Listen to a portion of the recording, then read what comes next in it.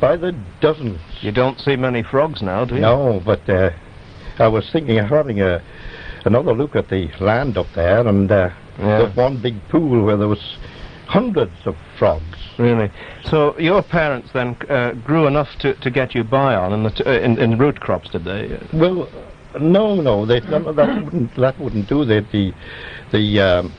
You couldn't just live on what was on that land. Really? Not by any means. What, did you have a few hens and a pig and a couple of sheep and so on, or what? Yes, well, we had hens, and although at this period we weren't farming exactly, the land was more or less uncultivated. It was in pasture land, and cattle and sheep running on. We had hens and ducks, and from my young days, well, my youth, we had one cow, a milch cow, sometimes when they're going dry, and I was used to milking the cows. What age did you start milking the cow? Oh, I would say about, at a guess, I couldn't just remember, say 5 years of age. Yeah. And did that cow, did the cow provide you with enough milk for the family or not? It oversupplied sometimes. Then we were without milk, and you had to go to get milk at other farms, and separated milk out of Ballaconnell and Ballaglonny, and so the land then not being so good, you wouldn't have had a plough, I suppose. Oh, indeed, yes. I ploughed when I was quite young too. Did you? With the old swing plough, and many a time have I got a few nasty bumps in the ribs and thrown to one side, and the point of it when it would go down the ground, there was no wheels on those early swing ploughs. You had to lean on the handles. They were a metal plough, were they? Oh, metal, yes. Not a wooden plough. We're not going back to that stage. No, but there were some that had wooden, the wooden shaft, the wooden beam on it. Yeah. I know of one now that's kept for a museum piece in one place, where it had the wooden beam on it, and then, of course, the iron moldboards, steel moldboards. What age would you be when you went to school then? Well, I started school at about 6. I had about 2 miles to travel to school, walking to school, or running. Of course, a lot of kids had further than that to go, didn't they? Oh, they did. There was no transport. No. To school. Those 4 boys in the Gary Moor farm, which was about, I would say, best part of 4 miles from the school, 3.5 miles. And then on the other side, up at Lingag, Skird area, there was some boys coming to school from there, and one of them was, he got on extremely well. Jimmy Lowy got a scholarship to King William's College, and then from there he became a schoolmaster, and he's now in his 70s. I met him for the first time, I think it was last year, first time since he left Harbury School. Well, what about your teachers? Can you remember anything of them? The school teachers? Oh, I do indeed, yes. What were they like? There was Mr. Tommy Corris, we were called, Mr. T.C. Corris, and he was fond of using the cane. He had a cane. Did you get the stick yourself? I got it on numerous occasions. And let me tell you, there's one occasion I must relate, when I got the cane for being honest. It's an unusual thing, but I did. 2 of us coming to school, and the neighbours' cattle had got out of the fields, and of course they said, would you get them back? And the 2 of us went to get and got them into the field. Of course we were late for school. My companion, when the master asked him, how are you so late? He said, oh, I wasn't well this morning. So go and sit down then, he said. And he said to me, how are you so late? I said, well, I had to get the neighbour's cattle back. He said, that's no excuse. Come out. And a severe stroke of the cane that made it sting for hours. This is across the palm of the hand, is it? Yes, with a cane about 3 feet long. Yeah, they don't do that so much today, John. Yeah, a little touch of it wouldn't do any harm. It hasn't done me any harm. I don't look any the worse for it, do I? That's right. Now, when you left school, I suppose, fairly early, did you stay on to do any exams or anything, or did you get straight to work? Did you get out to a job? There's a little strange thing. I don't want to mention this too much, but when I was about 14, going to school. Most of them were leaving, some of them before they were 14, because they were big families and they were anxious. The parents were anxious to get the children out, away from the place. They hadn't room in the house for them. But somebody said that strange enough, and I don't like to say it, but said, he's a bit educated, this chap. You were good to learn, were you? Evidently. I didn't know. No. But they said, keep him at school a bit longer, so that he learned. And I had to stay at school, to my disappointment, of course. Yeah. I had to stay at school for a few months longer. I don't know, I can't remember how long. No. Maybe 2 or 3 months or... So they didn't send you to the Ronnig Treacle mines, then? Ronnig Treacle mines? Now... Tell us about the Ronnig Treacle mine. Yes, the Ronnig Treacle mine. Now that's become a kind of a well-known name, the Treacle mines. I better tell you a little bit about it. I think you ought to, because we've now got people curious. Do you want to know how it got the name? Very well then.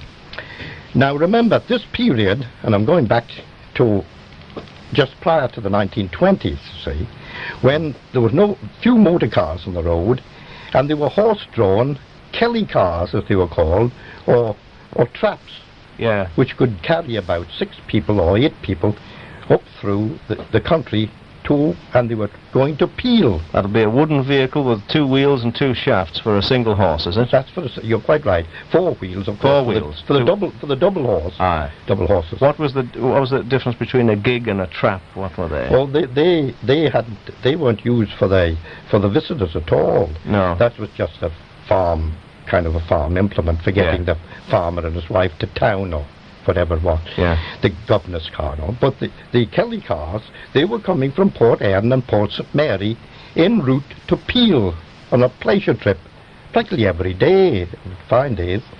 This was before the landau. This was something. This was a landau type. The type of thing like a landau. Landau, yes, you're quite right. And they were coming from Port Erne. Now, anybody that knows this area, when you come from Port Erne, you come along but to Colby Bridge, up through Ronnig, and there was a pub called Kitty Tommy Hal's was the old name of it. And then it was known as the Round Table Inn. Inn, remember, I-double-N. Yeah. It was away from the Round Table by about 2.5 miles, but it was called the Round Table Inn.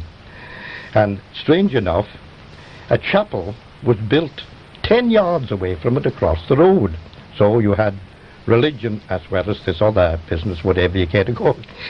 But the visitors were coming from Port Erne and Port Mary in these traps, going up that hill, and there were several notices up there saying, to ease the horses, would visitors kindly walk the hill? And they'd come to the Round Table Inn, or it later known as Jim Dick's, because there's a James Corran and his wife Julia who ran the pub. Yeah. And he was a blacksmith who had a blacksmith shop right alongside a lean-to.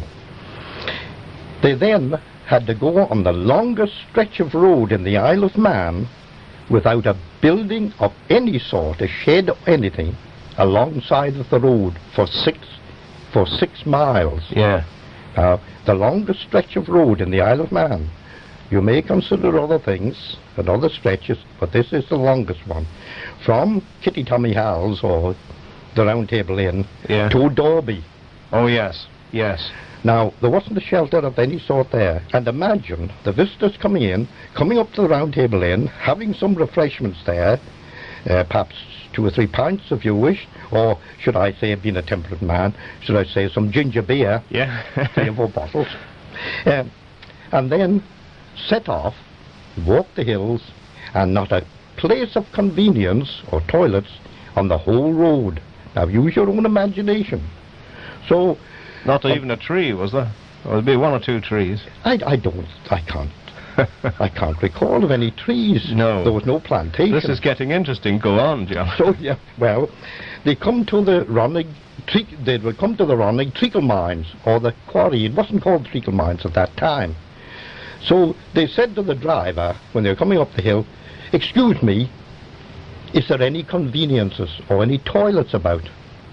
Well, he said, "Not for another 3 or 4 miles," and they had to walk the hills. But he said, I'll tell you, I'll pull up at the slate quarries, this old quarry was there, and he said there's several alcoves inside it, you know, little corners. The ladies can go to the right or go to one side, and the gents can go to the other. And previous to this day, this particular day, it had been raining, and the water was coming down the face of the dark slate-like rock, bringing with it the slush of the turf or peat from the heather above. And one of the ladies come out and she said, "Driver, what is that thing that's coming, stuff that's coming, dark stuff that's coming running down the side of the rock?" "That's treacle," he said. And that's where the running treacle mountain started. That's a treacle mountain. Right. John, we've had a couple of calls in to our producer, Charles Webster, and I don't know whether you can answer this one or not, but the question he's put in front of me is to say, ask John if he could tell the story about Headmaster Cubbon the first time he used his motorbike at school. Oh, that's the Russian school, yes. Very good. Yes, that's old Billy Mike, as they called him. Yes. I don't want to use any derogatory names. In fact, I wouldn't say anything wrong about him. He was a wonderful man. I knew him very well. Yeah. And he got an old motorbike, and he was riding it, and he knew how to start it. He got pushed it. The boys pushed him along the road, and he got it going all right. And he was going round the block, passing the school each time. But instead of him stopping at the school when he got round the block, he was going on. He didn't know how to stop it. He couldn't. He was so nervous that he couldn't stop it. He was going round and round and round. Each time he was coming, the lads were cheering him. Yeah.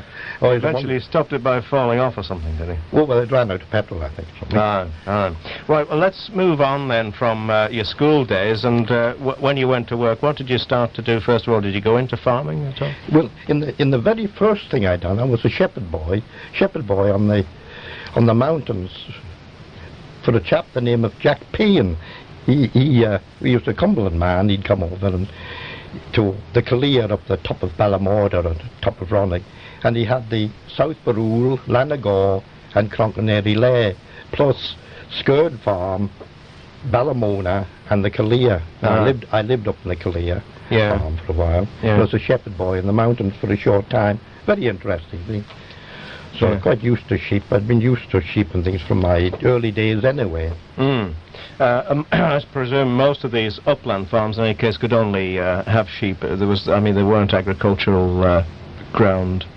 I mean, all the old Tholtons that are lying around in ruins now presumably were for sheep mostly, were they? There's not many Tholtons lying about now, No, the ones I mean in ruins that we see all over the place. Yes, there are only a few now. Of course, the landscape has been altered tremendous by the improvements to the houses. You don't see so many Tholtons. You do, a few, of course, but people live there. I knew one family that lived way up in the mountain. You wouldn't find the place now. A place called Connaughton.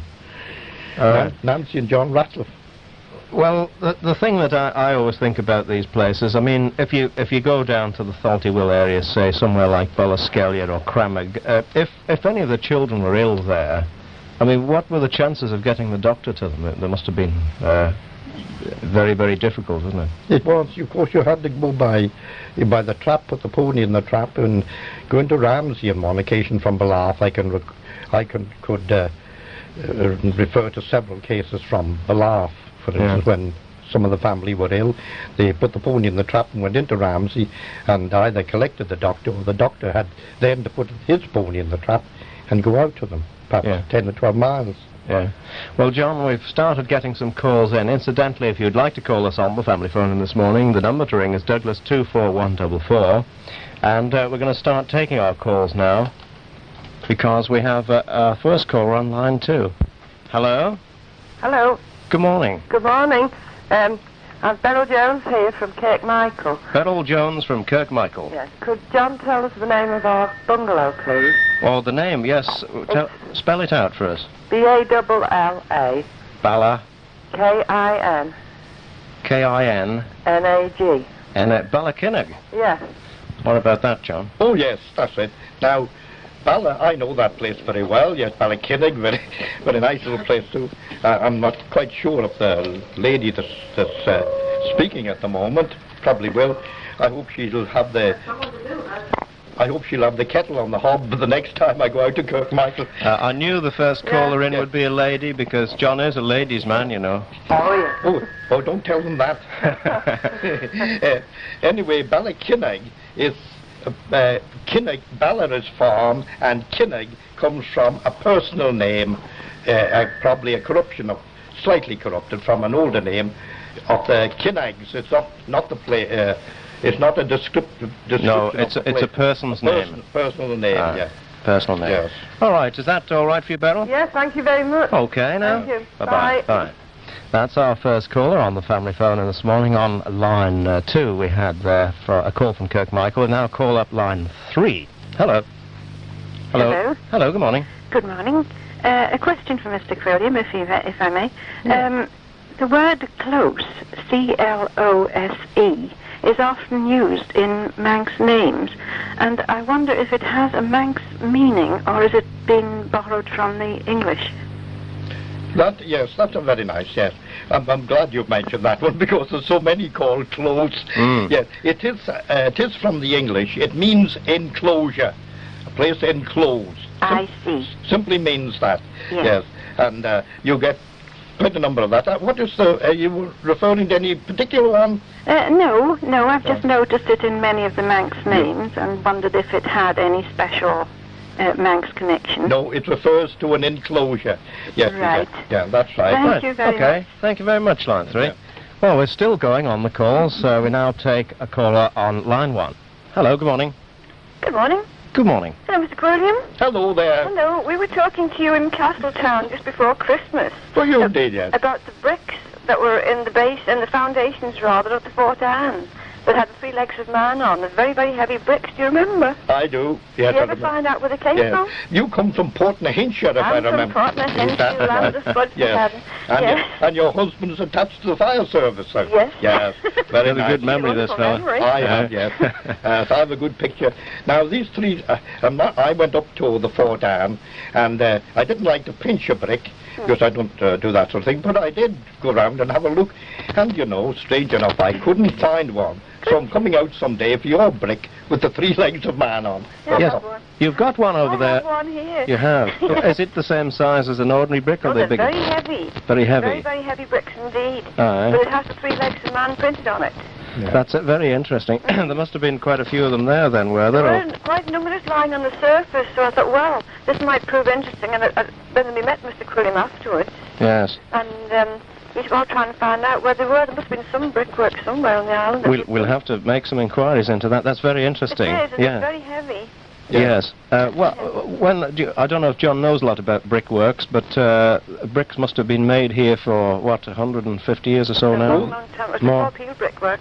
Yes. Oh, sure, yeah. Yes, but those brickworks out the north of the island, out at several places, and they made red bricks in the north of the island, and several houses are built with them. But I haven't got the history of this 3 legs of man one, which I must get. And if anybody else has got any of these or can tell us about this 3 legs of man brick, we'd be glad to have a call on 24144 this morning, if anyone can really tell us where they came from. But thank you very much for calling us in on that one. Yes. And John will investigate it with you. Yes, ta-ra, You can have ours any time. Ta-ra. Okay, thank Bye-bye. you. Very interesting programme. Thank you very much. Okay. Bye-bye now. Right, bye. Well, we continue with the calls. I'll just get rid of line 1 on my switchboard and take up now line 2. Hello. Hello? Good morning. I'd like to know what Tholabell means in Manx. Say again. Tholabell. Salabell. Yes. Does that register with you, John? Sala? I wonder would she tell me where this place is? It's in Port St Mary. Sala what? Tholabell. Could you spell it? Tholobel. Tholobel. Yes. Tholobell. Tholobell. Now, yes. Now, Thallow, Thalloo, means land. The land. Yeah. The earth, the land that you're standing on. Thallow, and Bell is a surname, and it is Bell's land. Tallow Bell. Bell's Land. Bell's Land. Yes. Oh, yeah. Is that the name of your house by any chance, is it, or no? No, yes, it is actually, yes. It is. So We've had it for a long time. you've had it a long time. Have you got the deeds? Pardon? Have you got all the deeds of the house? Yes, we have. If you look back, you might find somebody called Bell in the deeds. That's quite so. Now, But it'd be a long way back, John, wouldn't yes, a portion of my land, which the Highway Board has altered slightly, is called Quilliam. That is Quilliam's land. it? Okay. Yeah. Thank you very much. You happy on that? Yes. Yes, I am, thanks. Okay, thank you. Get him more, the Right. Putlamora lady. Thank you. Bye-bye. Right, well, that's just all the calls for the moment. If you do want to know anything about Manx place names, or your own name, indeed, John will be very, very happy to answer you on Douglas 24144. But as the time is now 15 minutes away from 11 o'clock, we have a break and some music. We'll come back to you with some more very interesting stories from John Quilliam. And don't forget, at any time between now and 11:30, you can ring us on Douglas 24144. Bridson to say that the brick with the 3 legs of man on was made at Ballinard and was known as the Ballinard brick. But we've someone now on line 1 who might be able to tell us more. Hello. Hello, line 1. Hello, Raymond Kelso here. Hello? Hello, Raymond. Good morning to you. I was just on about the brick. Yeah. I know when I was a young fella serving my time in the buildings, the old masons used to tell me that the brick was a Ballinard brick, the one with the 3 legs of man on it. Yes, you don't know whereabouts they were made at Ballinard, do you? I fancy it's just, Dobson used to have a tip out on the right-hand side. It's just out past Clark's farm, Oh, yeah. on the right-hand side. Yeah, There's that's no a good- buildings there, actually. It's just one bungalow built on and so on, and the other side of that was where the brickworks used to be. Yes, I know the spot you mean. Anyway, we've also been advised that Frank Cowan will probably be able to put us right on the brick. I don't know if Frank's listening this morning, but if not, we'll get in touch with him later. That's a very good suggestion. Oh, and thank you. I feel sure there's a lot of people will be able to tell you where the brick was made. Well, thank you very much, Raymondo, You're for welcome. ringing us this morning. Are you busy up there? I am, but you're holding me up an awful lot this morning. I can't get my work done. Okay. It's such an interesting program. Thank you very much. Right, thanks very much. Bye. Bye-bye.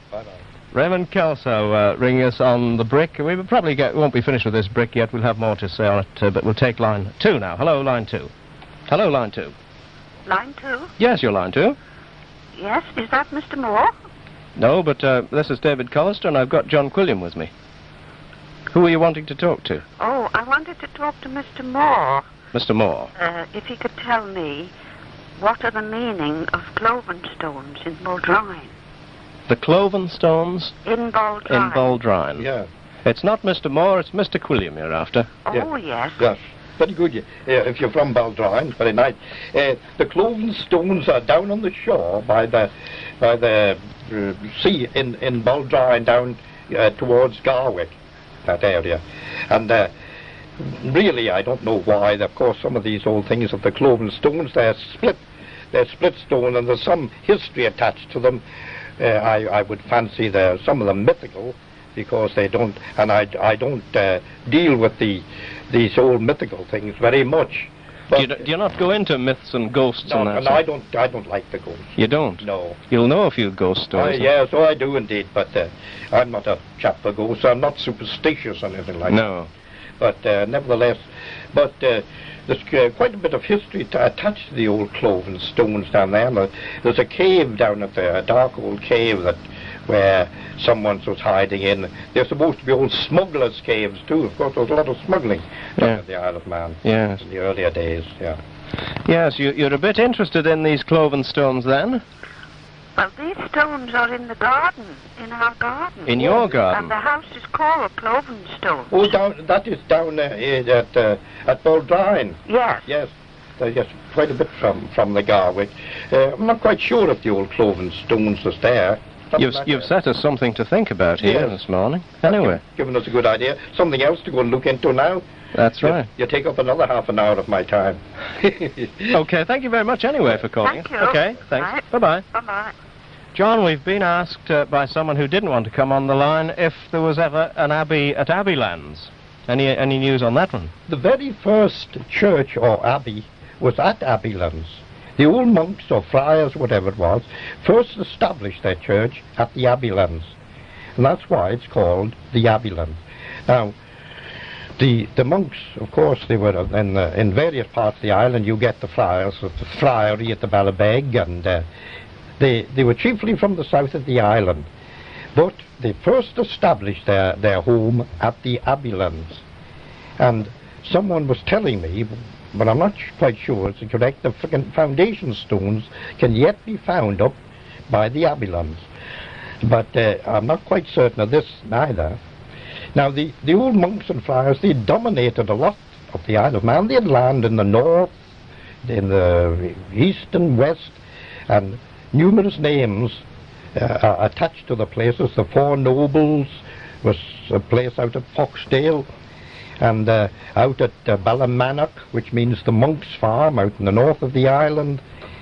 It had several places, but at Abilans got its name from the first place where the monks established themselves in the Isle of Man before they went to the south.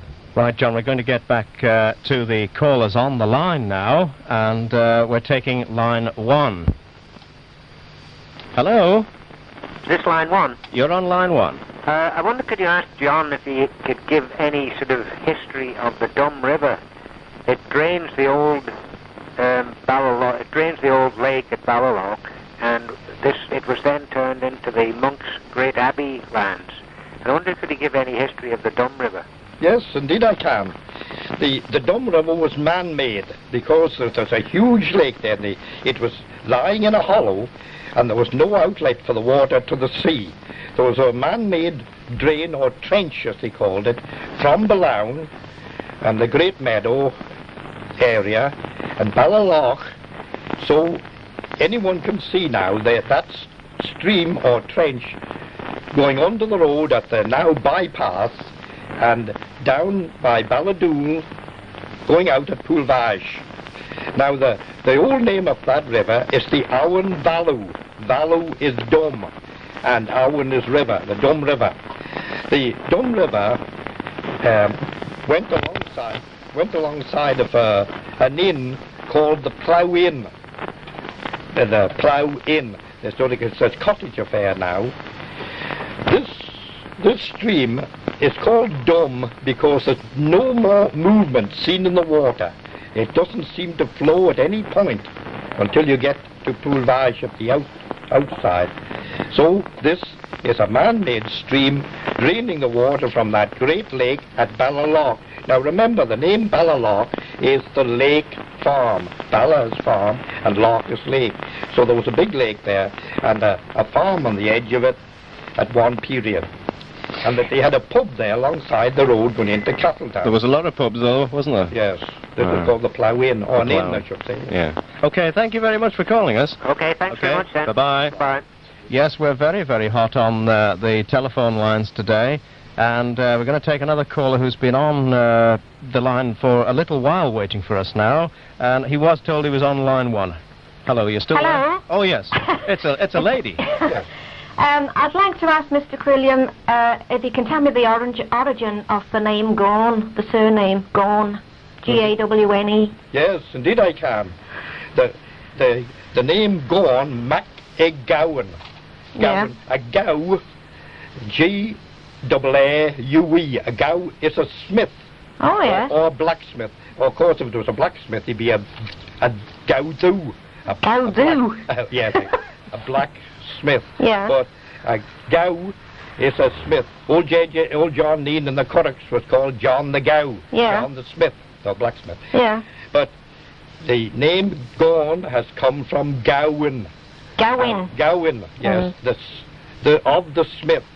Mac, it used to be Mac E Gowan. Mac means son. Mac na Gowan, or of the son of the smith or blacksmith. I see. That's where it come from. Yeah. And Okay. Ballagorn is the farm of the smith. The Smith, yeah. You happy with that one now? Yes, thank you very much then. Okay, thank you. Thank you. Thank you. Bye-bye. Bye. Nice to hear you. Good one. Yeah. Bye-bye.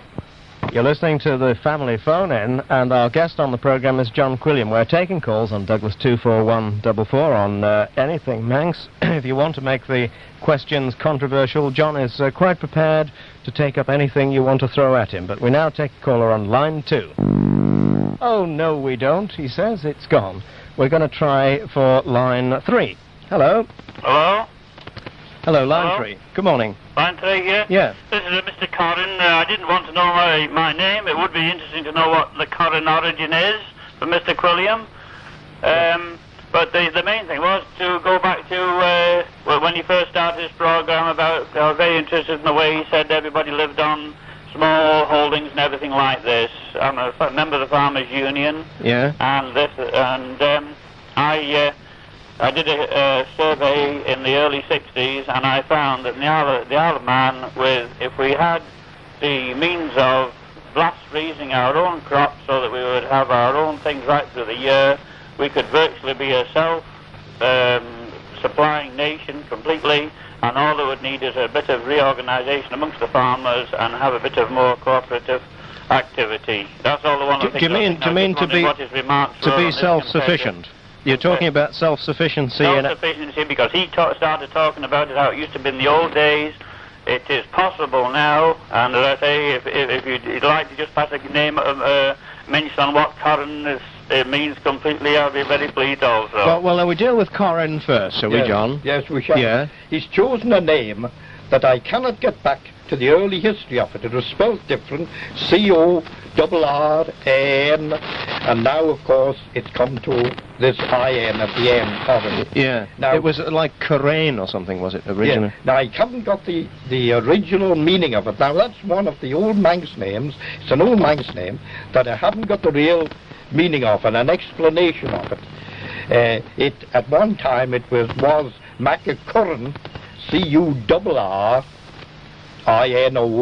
Corrin, and that's several branches of the Corrin, but I cannot get at the history of this name, because it hasn't got a meaning to it as far as I know, not like the other ones, the Kissicks and Qualtos. Well, it sounds as if you've set us one to look into that. Now, what about this self-sufficiency business, John? What can agriculture do for us? Yes, well, he's hit on an interesting subject there, because as I've already pointed out, the Isle of Man was laid out in usually small farms, say from 6 acres to the 16 or 20 acres on the crofts, and the bigger places like Friary, Ballinorris, Balligow, the Gilkirk, Browse, and so on, were out to 100 or 120 acres.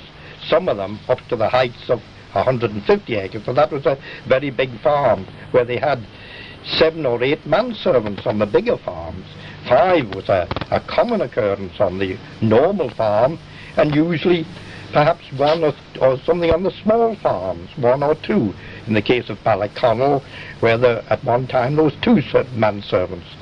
Now, in the Isle of Man here at the present time, the small farms are being made into one large unit, and as I've quoted before, I know of 6 or 7 farms or crops that have been made into one large unit, and where 6 families, and large families at that, were reared on these little crofts. Now there is only, say, 2 or 3 people with the tractors and the modern machinery on this big unit. Now, I'm not going to say that they're not producing that much. In fact, they may be producing much more. But the facts there remain that farming served a great part of the community in days gone by. Do you think they were more efficient with small farms, a lot of small farms, than several large farms? Were they better producers then? No, I shouldn't say that they were better producers. Now, there are several things to be considered here, and I have to be rather careful about them. And one thing that surprises me is that I've seen them with the concrete yards. They used to have huge middens. Every straw and every bit of dung or fertilizer, whatever you care to call it, manure, was gathered and kept in the big middens to be put on the field for fertilizers and humus. Now, in recent years, I've seen them with a hose pipe, swilling this important stuff down the drains into the sea. Yeah. Now, this is some of the points that have to be considered. There's not time on this program to go into that. No, we're on to a whole new subject here in farming methods and so on. But anyway, does that, to some extent, does that answer your call this morning to us? Yes, to a certain extent. I mean, I do feel that the farms at the present moment are producing as much, if not more, than perhaps all the small ones did, but not employing the people. Yes. But at the same time, if we had a method of conserving, such as I say, a blast freezer, conserving the crops we can produce in abundance in the summer, but freezing for our winter, we wouldn't have to import all this stuff from across the water, and we would have a far more viable farming community than we have at the present moment, and possibly more profitable. That's all I'd like to add to it. Thank you very much. It's marvellous that I've had so much time to listen to you. Thank you very much indeed. Thank you. Bye-bye. Bye. That's an important aspect that we haven't covered on the phone-in for, well, certainly in this series, the farming and self-sufficiency and what we can do to grow more for ourselves, and I think it's a subject we must take up on a future programme. But now we go to line 4. Hello? Hello? Good morning. Good morning. I wonder if Mr. Quilliam has any information on the name Skillicorn, please. Skillicorn? Skillicorn, yes. They came from Laxey originally. I know they come from Laxey, yes. There's quite a few Skillicorns in the Laxey. Yes, the Skillicorn, it was spelt in different ways. Skylicorn, if you care to put it in the first place, with a Y in the first. Now you've there again hit on a name that it just won't come to my mind. I know of it, but it won't just come to my mind at the moment. Skillimahorn? It was that at one time, but I'm trying to think of where the name would come from or what it's related to. Well, we have been told it could be Scandinavian. Oh, that is no doubt, because there are so many. There's practically 1/3 of our Manx, of the names on the island now are of Scandinavian origin. I see. Yeah. Old Norse names. You see, you take the ones beginning with C, call it Casement, Cowan, and all these, and they're of Scandinavian origin. So yours could well be. And the museum would be a good place to go and look for this, wouldn't it, John? It's just time. Yes, that's right, I know. But they're open on Saturdays, you know. We'll try. Aye. Right. Anyway, that's another one to add to our list. Thanks very much for calling. Thank you. Okay, Bye. bye-bye.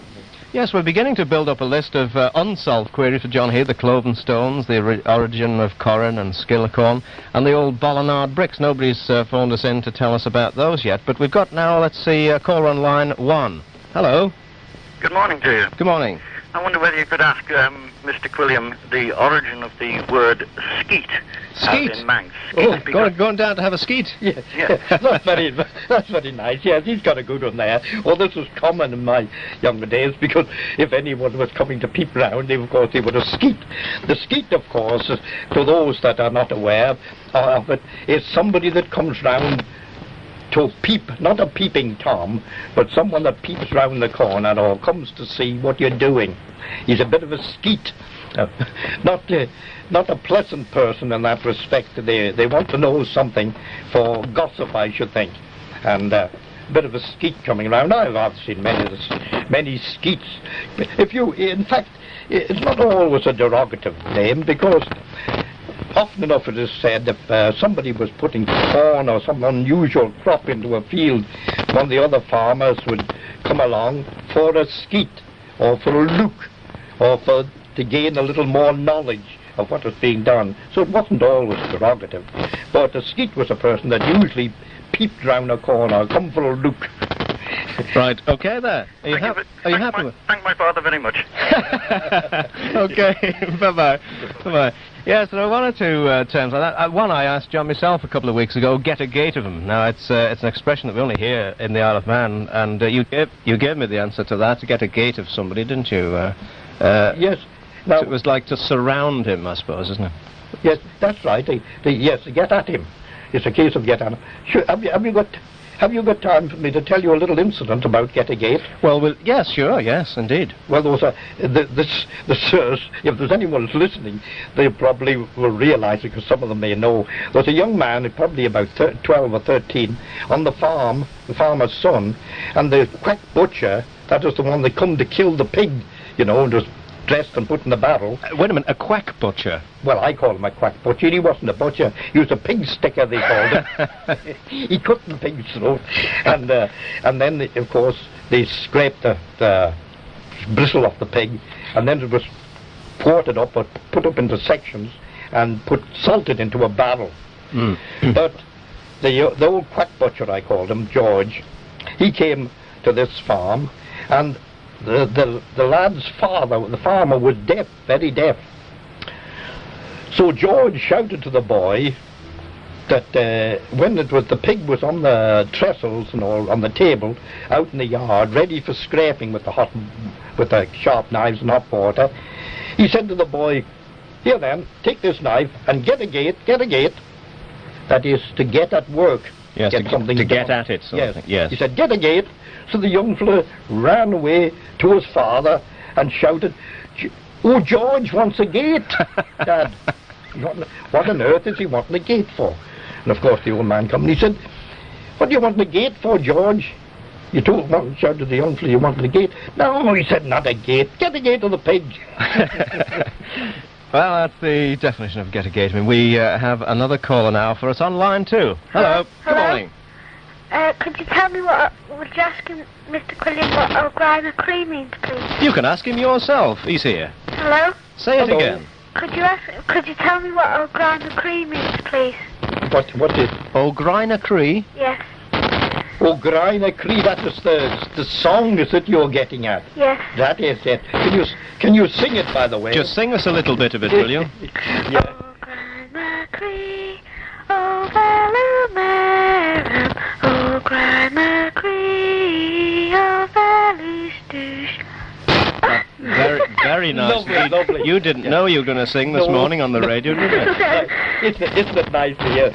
I think she's a young lady. Is that a young lady we're listening to? Yes. Yes, I thought so. Yes, I don't know, do I know the voice, whether she comes from the cool or not, but some direction like that. What does it mean, John? Grina Cree. Cree is your heart. Oh, Grina Cree. Oh, something of my heart. Oh, the place of my heart. Grina Cree. Yeah. Are you all right with that? Yes, thank you. Yes. Okay, and thanks for singing for us this morning. Okay, thank you. Bye. Bye-bye. Bye-bye. Right, we're going to take a short break from proceedings now. Thanks to all the callers so far. Our 4 lines have been lit up for over an hour, and we're taking more, and I hope you'll be with us on 24144 in just a few minutes. With John Quilliam, and I wonder, John, as you go around the country, whether you see many broken bedsteads and rubbish lying around in corners here and there.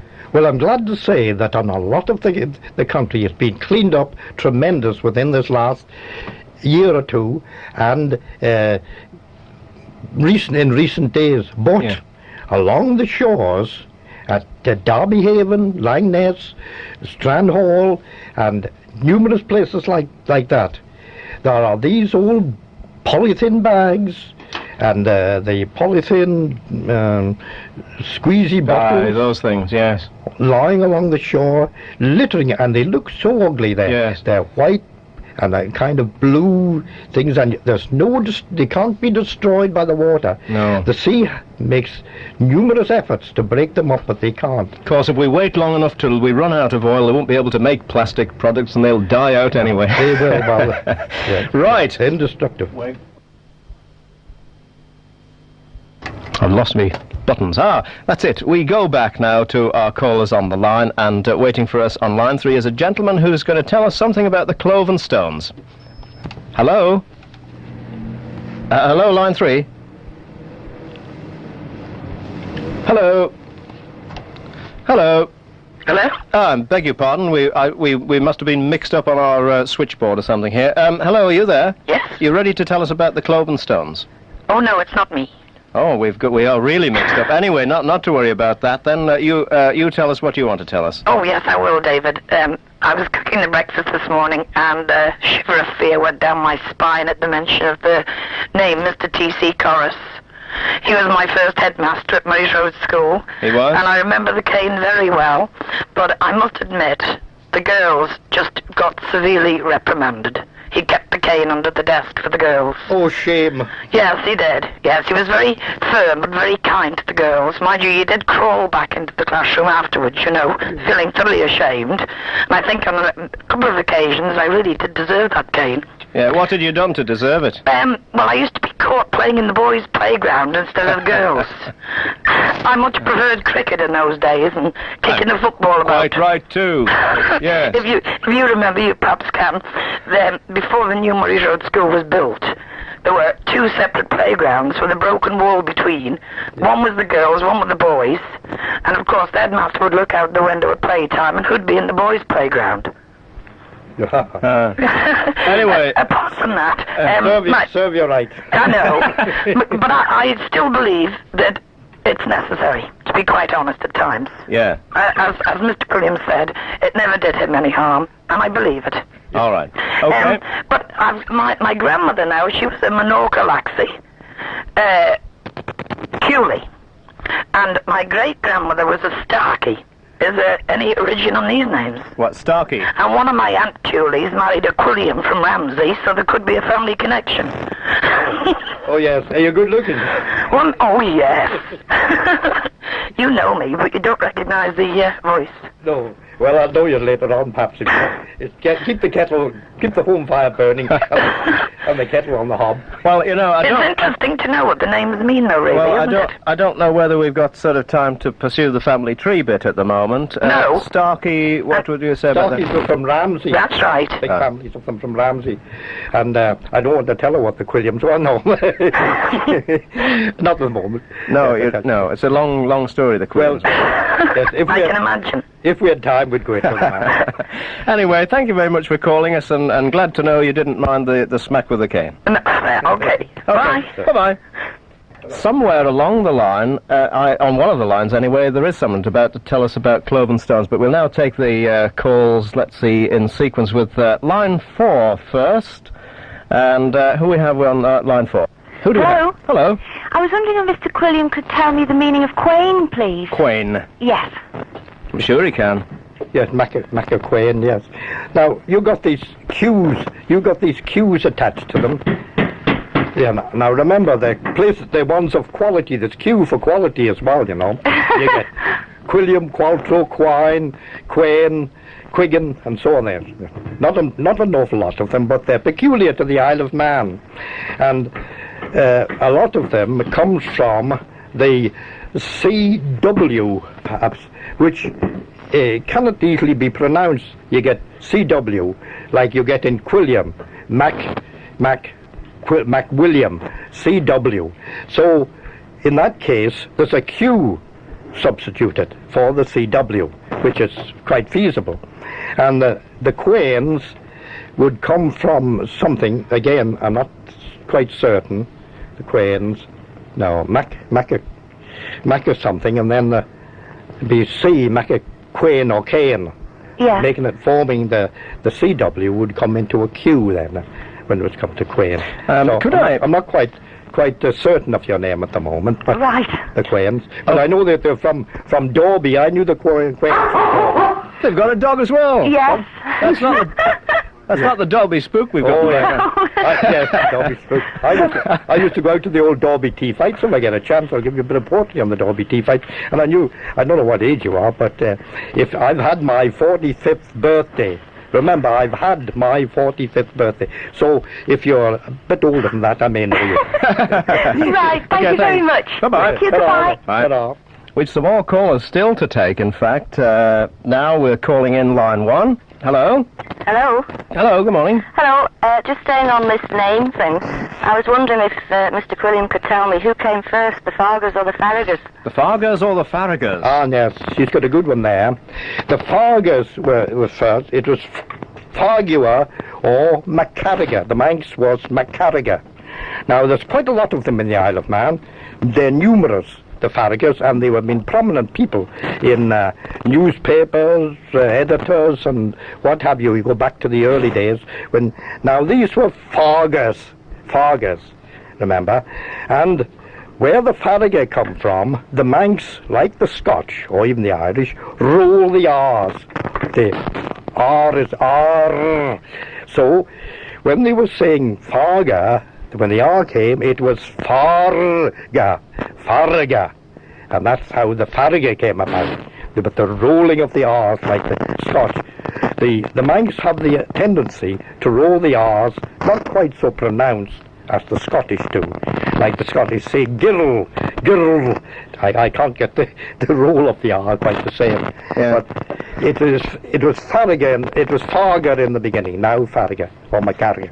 Thank you very much. Right, thank you very much. you. Now. Thank you. Bye. Bye. And while John was just answering that question, I was looking at a book which I brought in with me just as a matter of interest this morning about place names of the Isle of Man. Looking at the Kirk Lonnon section, there's a Bala Farga there, which is currently spelt F-A-R-G-H-R, but in 1643 it was double F-A-R-G-H-R, so there was a double F in this Farga as well. At some stage. It's spelled in numerous ways. Now, that's Molnariga. You see how it's broken up. Molnariga in Santon, northern part of Santon, and it means Mullen or the mill of the Farragas, Molnariga. So you get it broken up like that. Right, thank you, John. While we do have to take a break now for just a couple of minutes, but while I have this book in front of me, let me mention it because it may be helpful to some people. It's called The Place Names of the Isle of Man by J.J. Neen, and has been published by the Manx Gaelic Society, so that might well be worth looking up. We've some more calls to take in a couple of minutes. Problems and so on. Here is John Quilliam. We're into the final 4 minutes or so of the programme. I think what we ought to ask you to do, John, before we take our caller on line 2, is to give us just a little bit in Manx this morning and then tell us what it means, because we haven't had any Manx this morning. Well, now, let me say that's quick. Difficult to get phrases, of course. Lema is a good day and so on. But I'll tell you, for instance now, if I get in the form of a phrase, we're talking about the Round Table Inn or Kitty Tommy House. Many years ago, at least I was told of this by the older people, that when Manx was freely spoken and this pub was in being, a chap came out of the pub one night with 1 over the 8 sort of affair, and he leaned up against the porch and looked up at the moon, and he said, "Thou was sledden knocked, och to me sledden the fullery. You're full tonight, but I'm full every night." Well, that'll do us. That's enough Manx for that. Well, now then, let's see who we've got calling us on line 2. Hello. Hello? Hello, good morning. What do you want to talk to us about? Could I ask Mr. Quilliam what the word Lockton means? Lockton. Mockton? No. Say again. Lockton. Spell? I don't know how to spell the sheep. Oh, the sheep. Oh, the Lockton sheep, yes. Now, that's a jolly good one. Now, the Lockton sheep, I've got a coat, I haven't got it on today, but it's a very heavy one, made with wool from the Lockton sheep, the brown wool, and it's supposed to wear everlasting, and so it is, but it's very heavy. Now, the Lockton is a sheep with 4 horns, and they've been known to have had 6 horns. Now, remember, have a look at the sheep and see where the horns are, whether they're below the ear or above the ear. But the name Lockton comes, Loch is a mouse, L-U-G-H, Loch is a mouse, and Done is brown, D-H-O-N-E, brown, William Done, brown William. Done is brown and Loch is mouse, so you get brown mouse or mousy brown colour of a sheep. That's actually where it's come from. So there we are. That's the explanation for you. The Lockton or Lockton. All right? Yeah. Okay. Thanks for calling. Thanks. Very nice. And, of course, it is the family phone. We've had quite a few younger people on this morning, I'm delighted to say. And we also have a caller now, which will be the last one today, on line 4. Hello? Hello? Could Mr. Quilliam tell me about the Olympia in Douglas, please? The Olympia? The Olympia, sir, yes. What part is it referring to? What part are you referring to? The sports stadium. Well, the sports stadium has simply come from the English name, or whatever it is, of the Olympia. Now, it's a sports arena or a place where the athletes perform. So it's an English word, comes from, or is it English or some foreign one, but not a Manx word by any means. I was just wondering if you could tell me anything about the history of it at all. Which was this Olympia? Which one? The one up on Victoria Road. Not the Bellevue, no. No, the one on Victoria Road. No, I'm not quite certain about it. of the heart of Douglas, not Olympia, no. I see. No. Anyway, thank you very much for giving us a call. Thank you very much. Okay, Bye. thanks. Bye. Well, I'm afraid that does have to be our last caller on the programme, John. May I, before you go, thank you very, very much for coming in. There are so many things that I wanted to ask you about, and we haven't had time. I know there are a lot of things you wanted to talk about, like coast erosion and Arthur Dick selling the dog at the mart, and all these stories are going to have to wait till another time. But John, thank you very, very much indeed. And before you go, just mention your booklets that are on sale for us, would you? Oh, yes. I was going to read them poetry out of my No, book. we've no time for poetry. We'll save it for another programme. Yes. But the booklets are what are they called? Oh, Gems of Know Your Parish, number 1 and number 2. They can be purchased at any booksellers. But I would like to say, David, before we finish, it's been a pleasure to be here with you. I've enjoyed it, and thank all those lovely people for ringing up. And don't forget, when I go round your country and visit you out the north of the island, out in Bride, and those lovely ladies. Goodbye to you. Thank you very much indeed, John Quilliam. And that brings us to the end of the family phone-in. I'm sorry we lost the caller on the Cloven Stones. I don't know what happened there. I've learned that Lockton Sheep had 4 horns this morning. We'll look into Corran and Skillicorn and one or two of the other things, and we'll try and find out about Ballinard bricks. Thank you very much for making this such an enjoyable programme here on Manx Radio this morning.